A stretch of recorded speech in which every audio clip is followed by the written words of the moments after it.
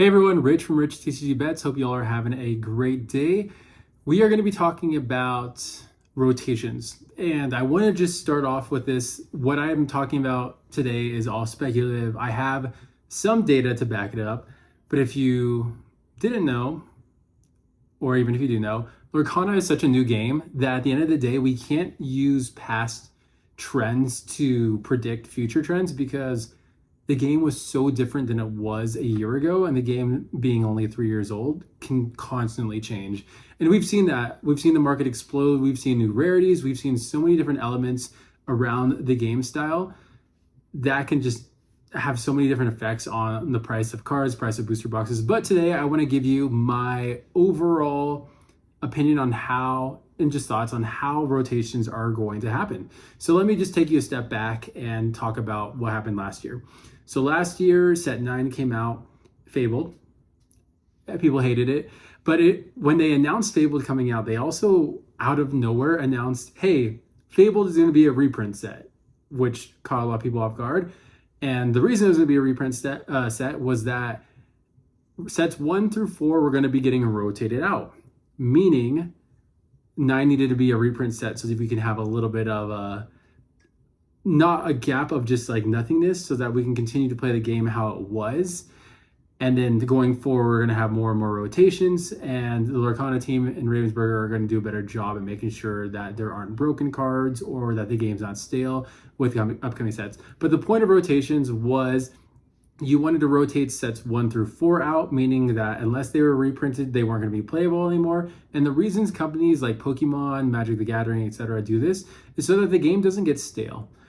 People don't want to be playing the same cards, same decks over and over and over again because it's just boring. And at the end of the game, Lorcana is a TCG game first rather than a collector's item. And they want to do whatever they can to get as many players to want to play the game.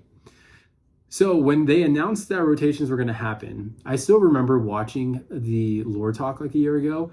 People were mad in the Twitch comments, YouTube, Discord, Reddit. People were pissed. But like my mind was like, ooh, I have Into the Inklings, I have Rise of the Floodburn, the first chapter, Ursula's Return. These boxes are going to shoot up like no other because typically in like something like Pokemon, when something gets rotated out, that means it's never getting printed again. Except Lorcana and Ravensburger never officially said for sets 2 and 3 if that was going to happen. They did announce for set 1, the first chapter, that they were going to have one final raffle, and it was going to be the last time that you can get the first chapter booster box, like the last time they're going to print it for that. So we know for a fact that at least the booster box, we don't know about individual packs, but at least the booster box is no longer going to be printed. But sets 2, 3, and 4, ironically, the prices continued to drop after they were rotated out. We saw singles absolutely plummet. We saw the box prices, pack prices, etc. And I was shocked, honestly. I was, like I said, I was totally thinking like, I'm finally going to have my time in the sun. I bought these at $400 a case, or like $360 to $400 a case.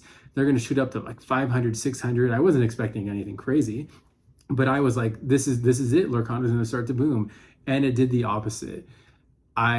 I'll put it up on screen right now, but you can see Into the Inklings a year ago was basically at its all-time high at almost $393, and it dropped all the way down on TCG Player at least to $284.99 per case. So $250 for 4 booster boxes. What is that? $62.50 if my math is right per box. Like that's absolutely crazy. Similar to Ursula's Return, it was like around $400 forever. Rotations happened, and then it dropped all the way to $301 a box. Totally crazy. So that's the history. So like I said, I don't think we can use that to predict how rotations are going to affect prices going forward. But I also don't think we're going to see too much different happening. One, unless Ravensburger officially announced like, hey, sets 5 through 8 are never getting reprinted ever again, I don't think we're going to see a lot of changes happening with those booster box prices. We're already seeing a lot of people going into sets like Reign of Jafar and Shimmering Skies. Shimmering Skies because of that Mufasa, Reign of Jafar because, in my opinion, Arceus Island set before is when the art on Enchanted started to actually step up. I thought the Enchanted before, with the exception of a few, like were kind of bland, especially sets 1 through 4. But set 7 and onward, I think the Enchanted are amazing.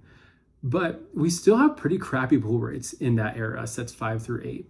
And when I think about how a box is going to perform, I think these will do amazing in the long run. But I don't think people are going to be rushing to buy these booster box cases because they may be out of print. Me personally, like if I had $1,000, like I'm not buying 2 cases of Azurite Sea. I'm buying Rain of Jafar, or I'm buying Winter Spell and like a booster box of something else, or I'm buying Whispers in the Well and Wilds Unknown. Like that's where I would be spending my money. And I think a lot of people are going to be doing the same thing as well too. Sorry for the shaky camera. I have a terrible setup right now, and yeah.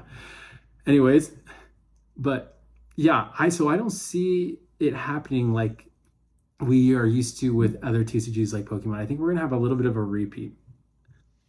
The reason I think I might be wrong is just because, like I said, there's so much money coming into Lorcana right now. A lot of like people say the Poke Bros are coming in, or the sneakerheads. I think that's a dumb comment for the first part, but I'm not going to ramble on that. But secondly, like I just don't see that happening. Like they might blow it up just because they're thinking it's going to be this set's never going to get reprinted. This is going to be the floor. This is the cheapest I'm going to get it right now. But like I said, I think my money can go elsewhere. So like at the end of the day, I don't see these booster boxes or booster box cases exponentially rising immediately after rotations. I think we're going to see something similar where over like the first chapter, let's take a look at that. That got announced that it was out of print, and it still took almost a year for it to start to blow up to double in price.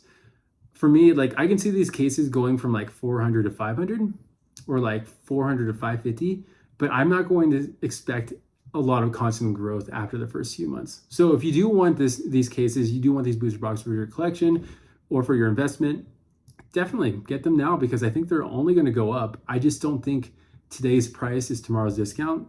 I think today's price is going to be the same, if not very similar to 3 months from now's price. And honestly, like I wouldn't be surprised if the prices drop a little bit for some of these sets. Let's talk about singles.